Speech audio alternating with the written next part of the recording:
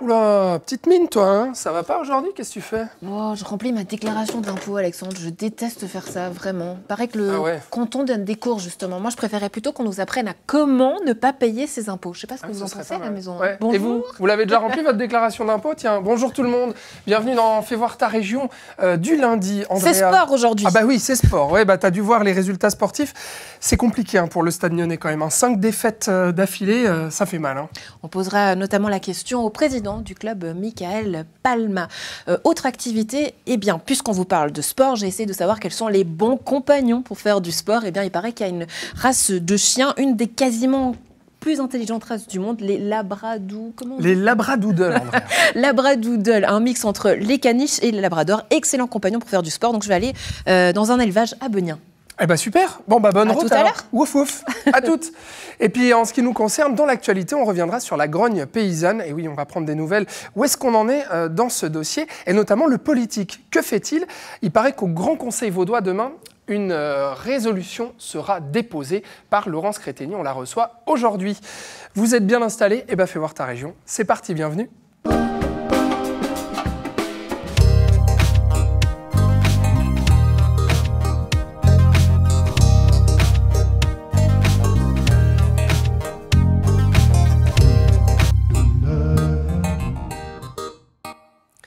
Le FC Stade Lyonnais vit un début d'année assez catastrophique en termes de résultats, marqué par 5 défaites d'affilée, dont un 0-2 à domicile face à Neuchâtel Xamax ce week-end. La question du maintien en Challenge League est à nouveau sur toutes les lèvres. Mais alors, que se passe-t-il au sein du Stade Lyonnais? Son président, Michael Palma, est avec nous aujourd'hui et prend la parole. Bonjour, Michael. Merci beaucoup de venir sur le plateau de Fais voir ta région. Je vous en prie, rejoignez-nous. Alors voilà, je l'ai cité en introduction, week-end forcément compliqué pour les Lyonnais, pour le Stade Lyonnais, mais aussi début d'année difficile. Qu'est-ce qui se passe, Michael Palma? Pourquoi les résultats ne suivent plus? Tout d'abord, merci de vous intéresser au Stade Lyonnais. C'est toujours agréable de venir et pouvoir en parler. Je pense que le Stade Lyonnais a vécu un cycle qui était très fort déjà de la montée en Challenge League. Et puis, je vous rappelle, un début de saison qui était particulier avec nos fameux points qu'on perdait lors des dernières minutes, pour passer à ce cycle de victoire qui nous a permis d'être 3e lors de cette trêve hivernale. Et puis, un début plus compliqué, puisqu'on aborde pour moi un autre cycle, qui est le cycle de la réalité. C'est-à-dire que nous nous heurtons face à toutes ces équipes, ces grosses écuries Challenge League, qui avaient pour la plupart une capacité financière à encore se staffer, à recruter des joueurs, et d'en vendre certains, mais surtout à se staffer. On l'a vu avec Chafouz notamment. J'ai pris la feuille de match de Chafouz, on ne reconnaissait absolument aucun joueur. Donc avec Xamax également, avec quelques renforts et de qualité. Et la réalité lyonnaise, c'est celle de notre budget. J'ai toujours été transparent vis-à-vis de notre budget, qui est celui qu'il est. Et il n'y a pas eu de recette miracle, plus qu'attendu. Donc ce que vous dites, c'est qu'on a raison de se poser la question finalement du potentiel gagnant à rester en Challenge League. Le potentiel gagnant de rester 3e.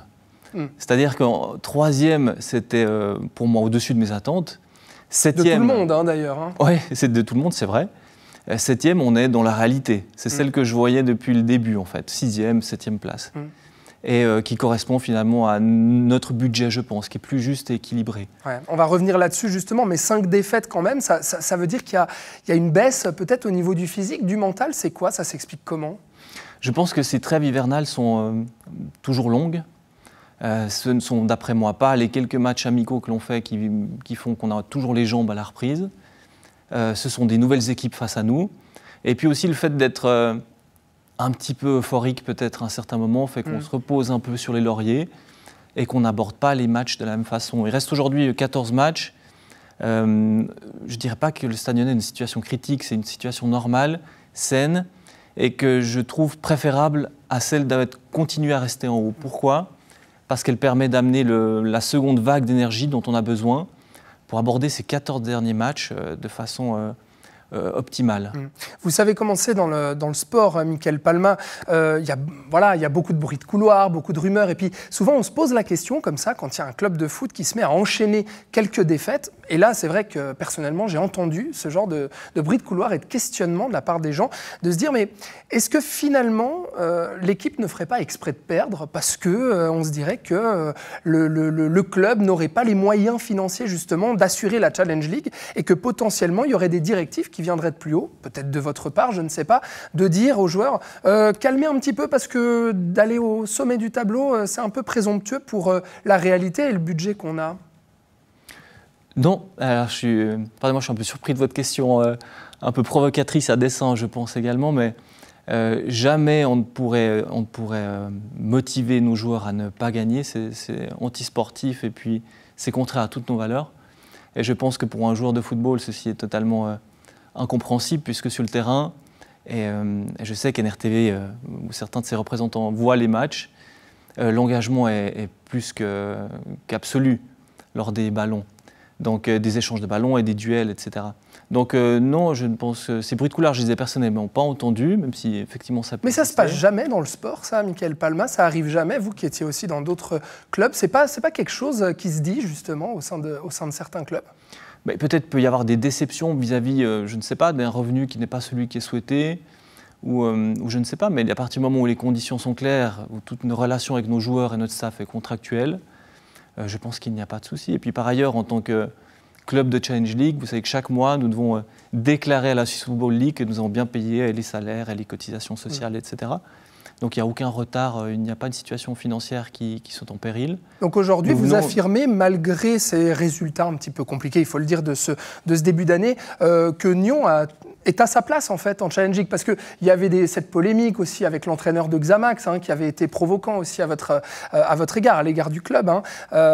Aujourd'hui, vous affirmez justement que Nyon est à sa place en Challenge League et que financièrement, le club est capable justement d'assumer d'être à ce deuxième échelon national. Je pense que oui, c'est mon pari et ma vision. Le temps va vite me donner raison, je pense, ou pas ces prochaines semaines. Mais je pense que notre pari et notre vision sportive, c'est un budget qui est tout à fait équilibré, donc qui est de 1,3 million. Sachez que nous avons bouclé les comptes pour l'année dernière, et puis nous présentons des comptes tout à fait équilibrés que nous devons présenter, auditer pour la Swiss Football League pour la demande de licence. Donc notre situation est saine. Et je préfère celle de l'outsider qui est finalement responsable mais assumé, que certaines équipes peut-être qui voient plus grand que ce qu'ils ne pourraient se permettre, avec certains transferts et puis un positionnement qui n'est pas celui qu'ils devraient avoir à mon sens. Michael Palma, si vous me permettez juste de rebondir, si votre dernier point sur les déclarations d'Uli Forte, je tenais à y répondre parce qu'elles ont... L'entraîneur de Xamax. L'entraîneur de Xamax qui était pour moi totalement infondé et qui faisait partie dans le cadre d'une polémique qu'il y a eu l'année passée, donc je n'étais pas là, mais j'aimerais toutefois y répondre. Lorsqu'il dit que Stade Lyonnais n'a pas sa place en Challenge League, par effet miroir, j'ai aussi envie de dire que Neuchâtel Xamax n'a pas sa place en Challenge League, puisque pour moi c'est un club qui doit être en Super League. Donc voilà, j'estime que ce monsieur a du travail à faire pour redonner les couleurs à son club. Et pour ce qui est du Stade Lyonnais, j'aimerais savoir, parce que je sais que vous étiez en recherche justement d'actionnaires potentiels, notamment avec les bons résultats en première partie de saison, que ça avait peut-être attiré certains actionnaires. Là, où est-ce qu'on en est là-dessus et quel est le développement potentiel de ce club à l'heure où justement aujourd'hui, ce début d'année est un peu plus compliqué? Est-ce que ça a fait baisser certaines attentes ou certains potentiels de développement? Pas du tout, ça réaffirme un petit peu les envies de certaines personnes, c'est un groupe surtout, de devenir actionnaire du Stade Lyonnais, dans des proportions qui ne sont pas forcément équilibrées et justes, puisque les discussions que j'ai ne sont pas avec des gens de la région, donc c'est toujours un petit peu ennuyant et ennuyeux. C'est-à-dire que je pense que notre rôle, c'est d'assurer une pérennité et une connexion avec les gens d'ici, quoi. Je pense qu'il faut être clairement de la région, quoi. Et puis, donc non, au contraire, puisqu'ils voient qu'on est un peu plus maintenant faible, ou qu'on a cette phase un petit peu, cette phase un peu plus faible, ils se disent, regarde, maintenant ça fait beaucoup de sens. Je pense que la croissance organique est la meilleure pour le moment. Continuer à chercher du soutien, peut-être commencer à faire un peu de trading de joueurs, ce qu'on s'est toujours refusé à faire, mais qui sera peut-être une réalité pour un club professionnel. Ça, c'est clair qu'on y pense. Les velléités, elles existent de la part d'acheteurs. Vous êtes là, Michael Palma, depuis plus de 8 mois maintenant. Vous êtes arrivé cet été à la tête de ce club. Regardons un petit peu en arrière, si vous le voulez bien. Qu'est-ce que vous êtes fier peut-être d'avoir réussi à apporter à ce club? Et puis, dans quelle direction vous aimeriez l'amener à l'avenir? Peut-être justement toute cette phase de sérénité, où beaucoup se questionnent sur la pérennité d'un club, ou les bruits de couloir, ou toutes ces rumeurs-là. Je pense qu'il faut quelqu'un pour les éteindre ou pour transformer ces craintes en énergie. Donc je pense que c'est ce que je fais avec ma vision qui est plus à long terme que certains. La deuxième chose sur laquelle je travaille activement, c'est effectivement cette recherche d'actionnariat ou nouvel actionnariat, de façon minoritaire, assez passive. Mais je vous dirais que c'est pour chercher, très concrètement en francs suisses, entre 300 et 400 000 francs suisses. C'est ça, pour vous donner des chiffres, pour savoir de quoi on parle. Pourquoi? Pour assumer justement la Challenge League ou pour justement monter en puissance? Non, pour garantir une 3e ou 4e place. Ouais. Si je pourrais dire que pour chaque rang, je mettrais entre 150 000 francs et entre 100 000 et 150 000 francs. C'est une sorte de calcul très personnel, d'accord? Ce n'est pas la loi du football. Mais je pense qu'avec cet argent-là, on pourrait sécuriser peut-être plus de confort dans le classement. Maintenant, je réaffirme que le Stade Lyonnais n'est pas en situation de crise, que c'est un cycle tout à fait naturel, que je trouve d'ailleurs très sain. Vous dites c'est le sport, finalement. Le foot. Le foot. Le foot. C'est dur, le foot. Ouais. Justement, la dernière question que je voulais vous poser, Michael Palma, c'est que, bien entendu, on parle de budget, on parle d'argent, vous êtes le président du club, c'est tout naturel qu'on parle de ces questions-là, mais j'aimerais savoir aussi d'un point de vue sportif, est-ce que vous parlez aux joueurs? Est-ce que vous avez votre mot à dire, justement, ou bien est-ce que vous laissez le coach faire son travail? Alors, c'est une excellente question. Je suis passé dans ma carrière, entre guillemets, de président, et si je peux comparer avec le club précédent à l'Étoile Carouge, j'avais plus d'interaction avec mes joueurs que j'en ai maintenant. Ce qui m'était reproché. Ce qui m'était reproché. Ah, d'accord. Non, parce que le président, justement, ne doit pas être impliqué dans l'opérationnel et le quotidien. Il doit garantir quelque part une enveloppe budgétaire, un cadre sain dans lequel chacun doit évoluer. Oui. Mais on a toujours dit... Président, évite de parler aux joueurs, tu peux faire peur ou tu peux casser l'objectif, le coaching, et tu peux interférer. Donc je suis plutôt partisan de cette approche-là. Notre entraîneur a une grande liberté. Par contre, on a une grande confiance et beaucoup de liens.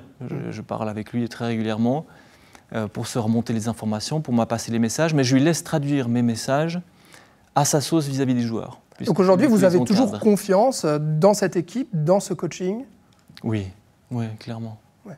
Donc, cette traversée du désert, on espère justement qu'elle va tourner et puis que la sauce va prendre pour la suite de la saison. Michael Palma, président du FC Stade Lyonnais, merci d'avoir été en notre compagnie. Je vous souhaite une agréable semaine et puis à très bientôt sur notre plateau. Merci à vous. Merci beaucoup. Je vous en prie. Et puis nous, on continue à parler sport dans Fais voir ta région. On passe aux résultats sportifs du week-end. C'est jeux, 7 et match.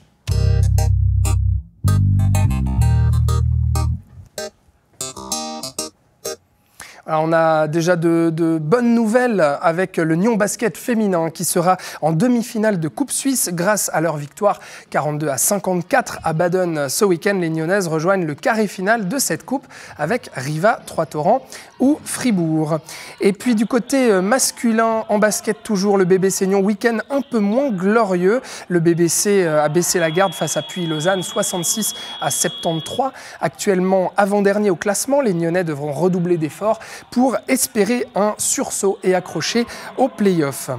Et puis du côté du hockey, le HC Nyon, la saison se termine pour le club après un match à couteau tiré soldé sur une défaite 7-10 à Lausanne mercredi. Les Nyonnais menaient 3-2 à l'entame ce week-end dans leur deuxième match des play-offs avant de commettre 2 erreurs et de donner la victoire à Royal 3-4.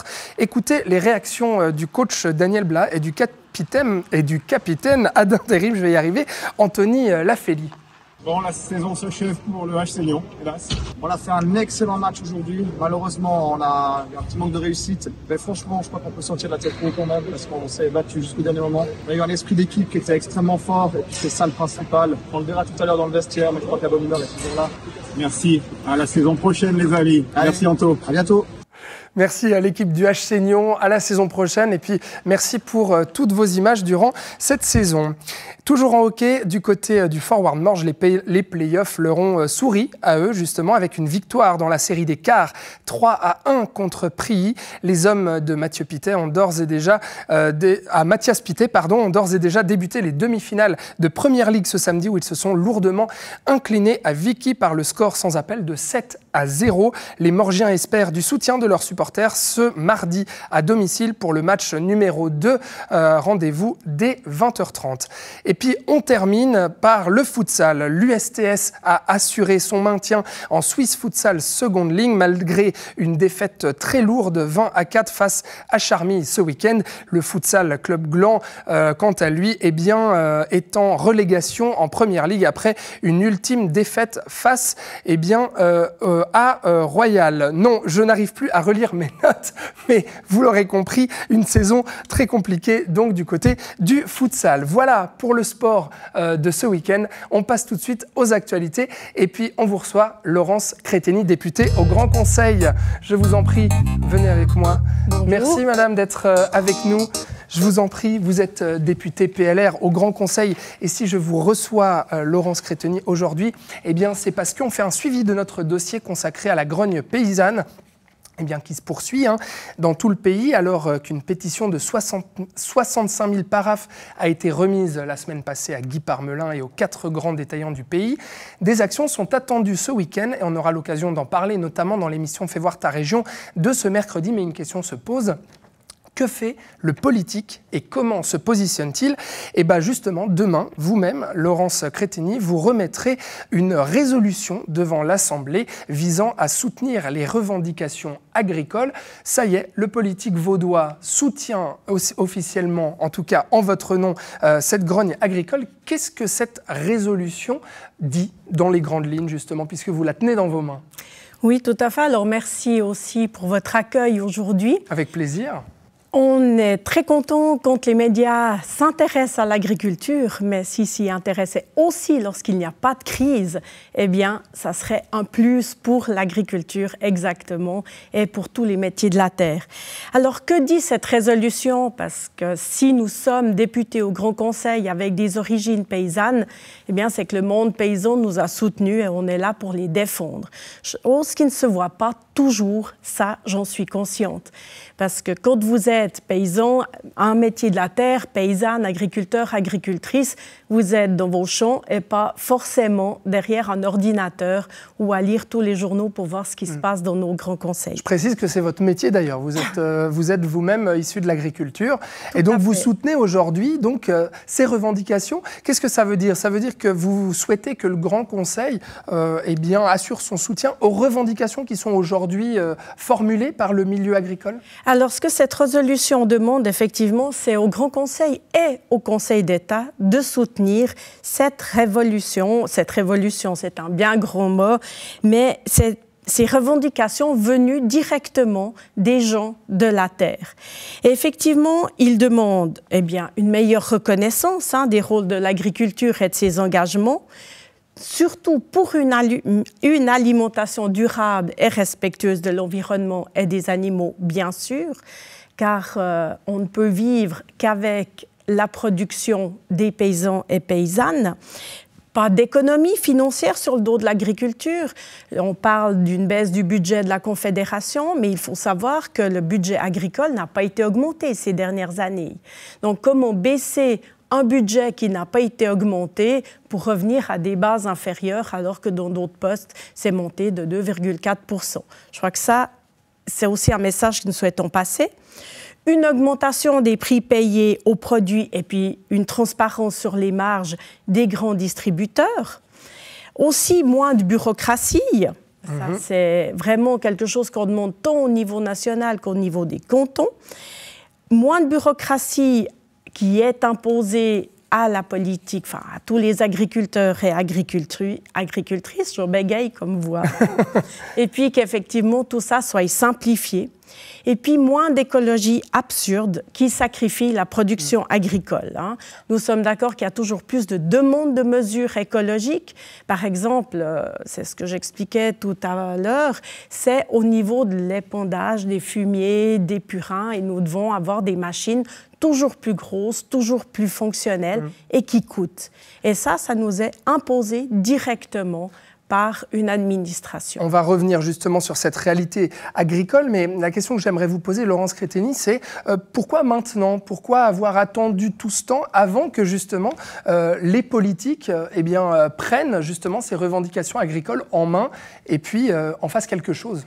Alors, c'est pas nouveau. C'est pas nouveau, ça fait des décennies qu'on se bat pour notre agriculture, mais il faut arriver à faire passer un message. Vous l'avez vu ces dernières années avec les diverses initiatives qui sont venues d'un monde politique plutôt écologiste que de la base paysanne, et c'est pas nouveau. Donc on se bat depuis des années, mais on a tellement eu affaire à se battre contre l'initiative eau propre, l'IMO équitable, etc., qu'on voit plus vraiment ce que font les politiques. Mais les politiques qui se sont investis là-dedans, on a contré les députés et députées qui sont engagés tant au niveau cantonal qu'au niveau national se sont battus là contre, mais encore faut-il que nous ayons des majorités. Mais est-ce qu'il n'y avait pas un peu une méfiance aussi par rapport à ce mouvement? Je le rappelle, un mouvement qui est parti d'Europe, notamment avec nos voisins français, justement, avec certaines actions, avec des revendications. Ça a commencé à suivre justement petit à petit en Suisse romande et dans tout le pays aussi. Pourquoi avoir entendu justement, est-ce qu'il n'y avait pas un peu une méfiance par rapport à ce mouvement? Est-ce que le politique ne se disait pas au fond, on attend de voir où ça va? Non, alors le politique n'attend pas de voir où ça va, et c'est la problématique de la communication et de la mise en lumière de qu'est-ce que font les agriculteurs et agricultrices, les gens des métiers de la terre engagés en politique. Et comme je vous disais au départ, c'est qu'on vient vers nous quand il y a une crise, quand on n'en peut plus, mais on ne voit pas le travail qui est fait avant, tant par les chambres d'agriculture cantonale qu'au niveau de l'Union suisse des paysans. Et c'est cette grosse problématique qu'on a actuellement, c'est cette communication et de montrer les courriers qu'on fait, comment on se bat contre. Quand, à un moment donné, la formation pour avoir les paiements directs, ils voulaient que ça soit une obligation d'avoir un brevet fédéral. C'était il y a quelques années en arrière. Les gens n'ont pas vu qu'on s'est battu contre. Moi-même, au Grand Conseil, on a donné ça à l'époque à Monsieur le conseiller d'État, Philippe Lebas, comme quoi on n'était pas d'accord, qu'on demande des exigences supplémentaires. Mais ça, on le découvre tout d'un coup maintenant. Et je dirais que chaque génération a envie de prendre le taureau par les cornes, si je puis m'exprimer ainsi, puis dire on en a marre, on en a assez, on veut que ça change. Et c'est important, et nous sommes dans une phase maintenant également, comme nos pays. Et vous pouvez prendre, dernièrement, il y avait des articles aussi au niveau mondial, où cette grogne est là, parce que c'est toujours l'agriculture qui en pâtit. Mais alors pourquoi justement traduire cela par une résolution? Je précise, c'est une résolution déposée au Grand Conseil, s'exprime sous la forme d'une déclaration ou d'un vœu. Finalement, elle est là pour apporter un soutien moral, mais elle n'est pas contraignante.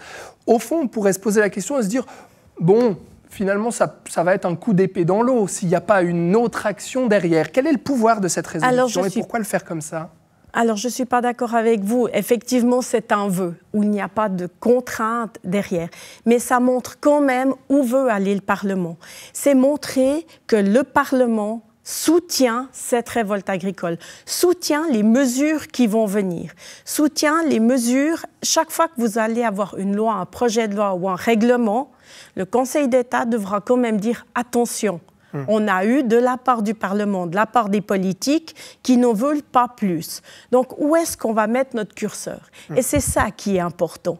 Peut-être qu'elle n'a pas un effet de contrainte parce qu'on doit répertorier ça dans les lois. Et malheureusement, tout va très lentement et très pas assez vite, hein, oui. quand on est sur le terrain, et ça pour tous les métiers, j'en conçois, que quand il y a des changements de loi, des changements de règlement, le règlement, je vous rappelle, il est de prérogative du Conseil d'État. Les députés, ils ne peuvent pas y mettre un veto. On peut essayer, à travers une motion, une interpellation, de leur faire changer leur curseur.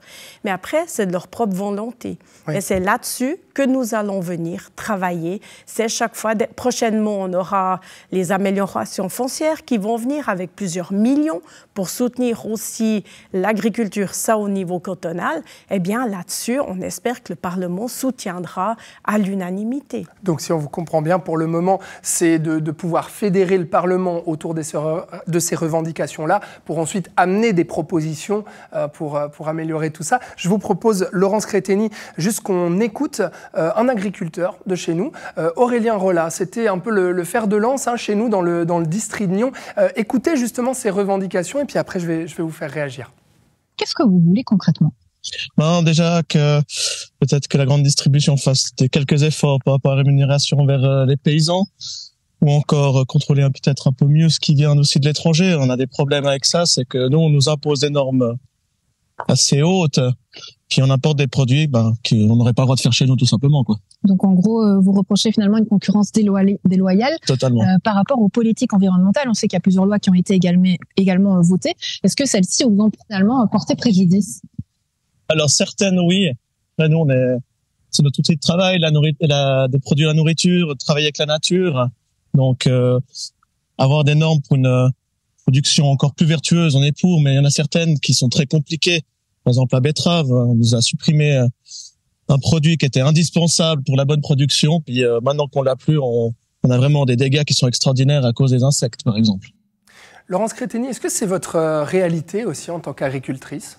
Complètement notre réalité, d'autant plus en tant que producteur de betterave à sucre. Nous avons la même problématique comme sur Rollat. C'est vrai que nous avons en Suisse une des lois pour la protection de la nature qui est les plus exigeantes au monde. Ça veut dire qu'il y a moins d'exigences dans les pays qui nous entourent. D'ailleurs, la révolte des paysans français est partie de là, parce qu'on veut leur obliger plus d'écologie et plus de compensation écologique. Chose que chez nous, on est déjà à plus du triple que chez eux. Donc, c'est déjà énorme. Mais c'est vrai qu'on a une perte de rentabilité dans nos cultures. Mais c'est la même grogne en France, c'est la même grogne en Allemagne, c'est la même grogne en Roumanie. J'ai vu qu'en Inde, c'était la même grogne. En fait, les paysans, partout, reprochent aux autres pays d'avoir une importation de divers aliments pour pouvoir nourrir notre population. Ce qui est grave en Suisse, c'est qu'actuellement, nous avons passé le seuil des 50%, en dessous des seuils de 50% de notre propre production alimentaire. Nous en sommes à 49%. Nous importons 51% de notre nourriture. Et nous, ce que nous demandons également, c'est de pouvoir remonter au minimum, je dis bien au minimum, à 60%. Parce qu'on ne doit pas se couper non plus de la mondialisation, mais au moins à 60%. Betterave sucrière, on était un des créneaux, effectivement, si je reprends sur le reportage, un créneau en Suisse avec la betterave sucrière. On avait 2 usines de transformation pour notre propre sucre suisse, à Arberg et à Frauenfeld. Maintenant, elle est importée essentiellement d'Allemagne. Parce qu'effectivement, on nous supprime des produits pour pouvoir contrer des insectes et des maladies. Pour aller plus loin, et ce sera ma dernière question, ce mouvement agricole aujourd'hui pourrait peut-être avoir aussi une influence sur les votations de cet été autour de la biodiversité notamment ? Alors, c'est fort probable et on espère parce que, oui, nous avons besoin de biodiversité, mais non, nous en faisons déjà plus qu'assez pour la biodiversité et notre alimentation, eh bien, elle passe par une production alimentaire qui est notre source de vie, ne l'oubliez pas. La source de vie est la production de produits comme le blé, comme du tournesol pour faire de l'huile, notre betterave sucrière, des racines d'endive également, et qu'est-ce que nous avons encore, du colza, enfin toutes les productions, et tout le maraîcher, tous les maraîchers que nous avons besoin, les arboriculteurs, etc. C'est pour ça que je parle des métiers de la terre. Et oui, nous avons besoin de biodiversité pour arriver à produire, mais notre source de vie, c'est la production. Laurence Créteny, donc agricultrice de notre région et députée PLR au Grand Conseil vaudois. Alors du coup, vous déposerez cette résolution demain en lecture et le vote, ce sera la semaine prochaine, c'est bien ça? Il y aura peut-être une petite modification. Nous souhaitons la déposer demain avec une demande de modification d'ordre du jour et de prise en considération immédiate. Donc si le président du Grand Conseil, qui est nyonnais, Laurent Miéville, nous suit, eh bien, nous pourrons en discuter déjà demain au Grand Conseil. Eh ben, le message est passé. Et puis, nous, sur NRTV, donc, on ouvrira une nouvelle page consacrée à l'agriculture mercredi. On donnera le résultat, justement, de ce vote, de cette résolution. Merci, Laurence Créteny, d'avoir été avec nous. Merci vous restez dans Fais voir ta région parce qu'on va justement retrouver Andrea. Alors, on ne va pas parler spécialement agriculture, mais potentiellement de la terre, des animaux, parce que on retrouve justement Andrea avec des chiens, dis-moi tout. Suzanne, bonjour. Bonjour. Merci beaucoup de me recevoir ici. Avec plaisir. Avec le premier toutou juste ici. C'est quoi son petit nom? Freya. Et Muffin qui cherche à échapper à la pluie. Muffin, come. Alors, c'est une race un peu particulière dont vous faites justement de l'élevage, Suzanne. Oui. Un croisement de plusieurs chiens, labrador, cocker et caniche. Oui. Comment ils s'appellent ces chiens? C'est l'Australian Labradoodle.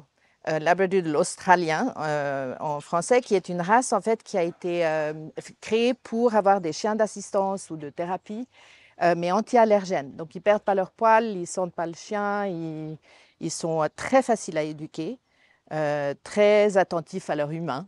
Et ils adorent être en famille et c'est pas des chiens qu'il faut laisser seuls à la maison. Il faut jamais les laisser à la maison, il faut qu'ils bougent tout le temps ce chien. Ils adorent nager, faire du sport. Surtout Freya, elle est très passionnée d'aller nager dans le lac, dans les rivières et tout le reste. Muffin est un peu plus précieux, il est un peu moins intéressé par l'eau. Par contre, il adore le vélo. Il vient en VTT très volontiers et des promenades. C'est pas des chiens qu'il faut forcément stimuler sans cesse, mais une fois qu'ils ont évacué leur plaisir de travailler, ils sont tranquilles à la maison, c'est pas du tout des hyperactifs, mais ils aiment le travail. Bon, les jeux de balle, ça marche toujours. Et on voit, c'est un chien qui est finalement super agile. Oui, très athlète, il faut bien les laisser grandir correctement parce qu'ils sont plus fragiles petits. Et c'est une race qui est assez sensible, qu'il faut éduquer de par le renforcement positif. Il faut vraiment, c'est pas un chien qu'il faut éduquer à la dure, et c'est vraiment qui aime jouer, qui aime faire plein de trucs, qui aime venir en vacances, en voyage, et on peut tout leur apprendre. C'est pas. Il pleut, alors on va se mettre à l'intérieur. Il y en a un qui sait super bien fermer la porte, on va le voir. Muffin, close the door. Good boy. Good boy. Voilà, Muffin a close the door. Il a fermé la porte. Vous me parliez justement de cette volonté de faire de la thérapie avec les enfants, avec les chiens. Comment ça fonctionne concrètement? Alors, c'est un chien qui a été développé pour ça, de par leur gentillesse et leur volonté de plaire et de faire plaisir. Donc, on les utilise beaucoup. Alors, la différence, je dirais, entre le chien de thérapie et le chien d'assistance, c'est que le chien de thérapie, c'est un support émotionnel. Donc, pour les enfants qui ont des besoins spécifiques, pour les EMS, pour aussi les associations qui veulent bien accueillir, parce que ce n'est pas tous les hôpitaux qui sont ouverts. Et les chiens d'assistance sont des chiens qui veulent travailler. Donc, ils sont capables de détecter des crises d'épilepsie, de chiens de guide, d'aveugles, etc.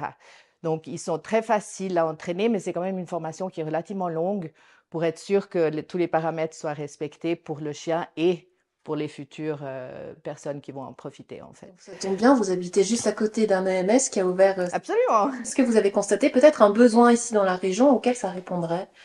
Oui, je pense que c'est important. C'est important pour la stimulation et pour le chien et pour les personnes qui sont dans une institution hospitalière ou une structure d'EMS. Et on doit travailler, par contre, avec les gens et du côté des OMS et du côté de l'éducateur des chiens pour que le triangle se fasse et le travail soit correctement fait. Donc, mais c'est quelque chose que je trouve que c'est une cause qui est importante et qu'on doit vraiment soutenir, qui se fait beaucoup dans d'autres pays.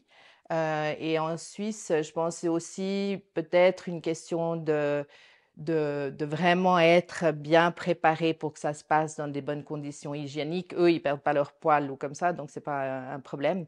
Et ils sont anti-allergènes parce qu'on a toujours peut avoir une personne dans un EMS qui est allergique et les autres pas. Donc c'est pour ça que cette race aussi est très demandée pour ce genre de travail en fait. Quel type de formation, justement, est-ce que ça demande pour pouvoir faire de la thérapie avec ces chiens? Alors, il faut qu'ils puissent rester calmes, il faut qu'ils soient obéissants, il faut qu'ils fassent ce qu'on leur demande de faire en tout temps. Il faut pouvoir les retirer tout de suite si une personne n'est pas confortable. Il faut que ça soit vraiment un soutien émotionnel, de bien-être, d'échange, d'affection. Et puis, ce qu'on sait de par les différentes recherches qui ont été faites, que les chiens apportent dans toute situation, même dans un bureau, un chien dans les bureaux, dans les écoles, calme beaucoup l'environnement pour tout le monde. Merci beaucoup, oui, Suzanne. Je vous en prie, vous aussi. Eh ben merci Andrea pour ce reportage. Je suis sûre que tu vas finir par craquer et puis adopter toi aussi un petit toutou.